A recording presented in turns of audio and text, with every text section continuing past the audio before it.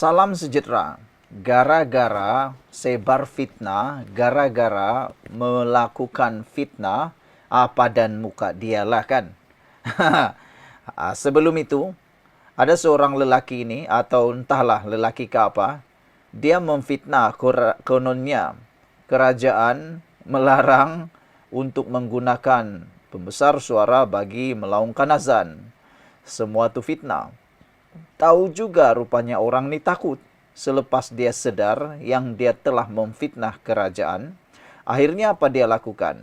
Dia delete account lepas tuduh masjid di Perak tidak dibenar azan guna pembesar suara.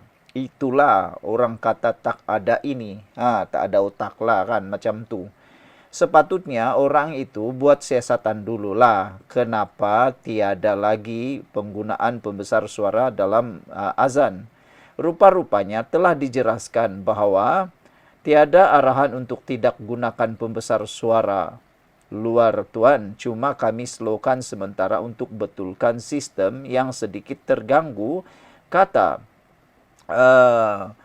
masjid yang berada di tempat tersebut. Sebelum kita teruskan ulasan kali ini, jangan lupa tinggalkan komen Anda dan saya sertakan dalam video ini produk kencing manis tinggi daun, darah dan gout. Siapa yang ada gout cepat beli, harganya murah dan berkesan. Seorang pengguna Facebook mengundang kemarahan ramai selepas memuat naik hantaran berbaur fitnah, mendakwa sebuah masjid di Perak tidak dibenar menggunakan azan, melaungkan azan menggunakan pembesar suara. Pengguna menggunakan akaun Zamreach cuba mengaitkan kerajaan Madani kononnya telah melarang azan menggunakan pembesar suara. Menurut beliau, di Masjid Air Kuning Taiping Perak dah tak boleh azan guna pembesar suara. Sejak kerajaan Madanun ni, orang Islam dan Melayu tak nampak lagi kah, kata beliau, memfitnah kerajaan Madani. Bersatulah wahai pemimpin Melayu dan Islam, kata beliau lagi. Demikianlah hantaran tular itu. Akaun Facebook individu berkenan tidak dapat dikesan setakat ini dipercayai telah pun dipadam. Tapi tak apalah, tak lama lagi beliau akan dapat dikenal pasti. Kalau akaun itu bukan akaun yang fake atau bukan akaun palsu, jangan risau. Tak lama lagi akan ditangkaplah orang tu. Itulah orang kata, sebelum keluarkan apa-apa kenyataan, guna dulu otak. Guna dulu otak, siasat dulu baik-baik. Jangan hanya mengikut emosi, suka-suka saja. Atau dengan kata lain, tangan lebih cepat menekan keyboard daripada otak yang berfikir. Kan dah Tuan Ibrahim Tuan Man menyatakan sebelum menyatakan apa-apa fakta, siasat dulu faktanya, nanti kena saman lagi. Inilah budaya memfitnah ni sepatutnya dihentikan dengan segera kerana tiada gunanya. Untuk info, azan tidak didengari penduduk setempat adalah disebabkan pembesar suara masjid sedang rosak dan bukan berpunca daripada tekanan mana-mana pihak termasuk berunsur politik kepartian. Ia dimaklumkan sendiri oleh pengerusi masjid itu, yaitu Abu Bakar Ceros yang menjelaskan, situasi azan tidak didengari ahli karya berpunca masalah PA sistem masjid berkenan yang berlaku sejak beberapa hari lalu yang kini sudah pun dibaiki. Susulan penjelasan itu, orang ramai menggesa pihak berkuasa terutama polis Diraja Malaysia PDRM dan Suruhanjaya Komunikasi dan Multimedia Malaysia SKMM untuk mengambil tindakan terhadap pemfitnah. Mereka menuntut tindakan tegas kerana hantaran tersebut jelas mahu memburukkan kerajaan, memulakan perpecahan dan kebencian. Jadi saudara-saudara sekalian, apakah kita akan melihat permohonan maaf daripada pemfitnah ini? Sekian untuk kali ini. Jangan lupa tinggalkan komen Anda. Salam sejahtera. Terima kasih kerana bersama dengan saya di Nazilin Unity Channel. Gara-gara suka sangat nak sebar fitnah, akhirnya Anwar Ibrahim bersuara. Inilah fitnah terbaru yang dilemparkan oleh Walaun ialah kononnya kerajaan larang azan. Sebenarnya itu satu fitnah yang betul-betul tidak bertanggung jawab.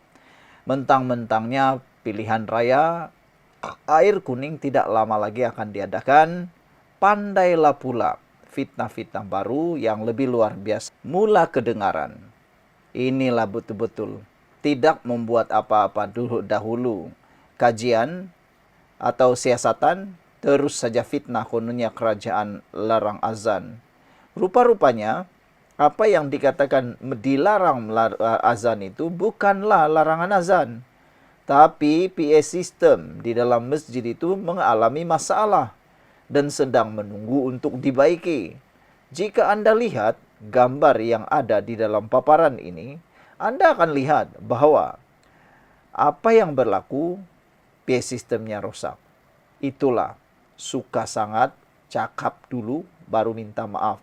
Paling teruk sekali, tangan lebih cepat bercakap, mulut lebih cakap bercepat daripada berfikir.